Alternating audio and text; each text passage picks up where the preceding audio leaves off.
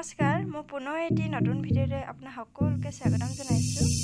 মই এতিয়া চাহ বনাই আছোঁ। ৰাতিপুৱা 6টা বাজিছে। গা পা ধুই আজৰি হ'লোঁ আৰু।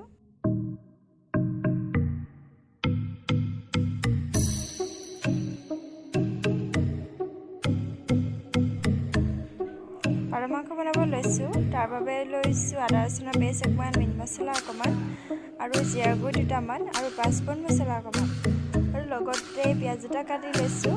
হালধি নিমখ দি ভালদৰে পাৰ মাংসখিনি মেৰিনেট কৰি লৈছোঁ আৰু আলু দুটা কাটি লৈছোঁ সৰু সৰুকৈ।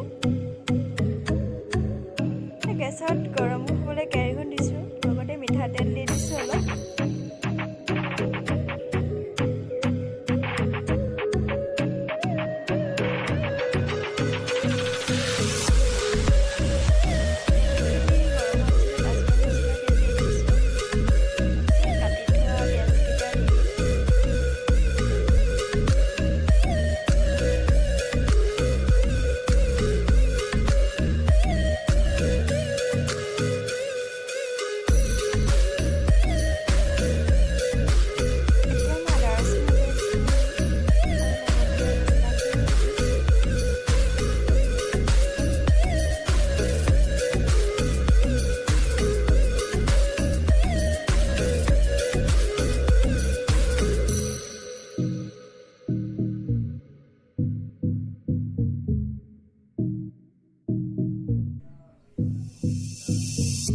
নিমখ এচামুচ দিম আৰু লগতে হালধি এচামুচ দিম।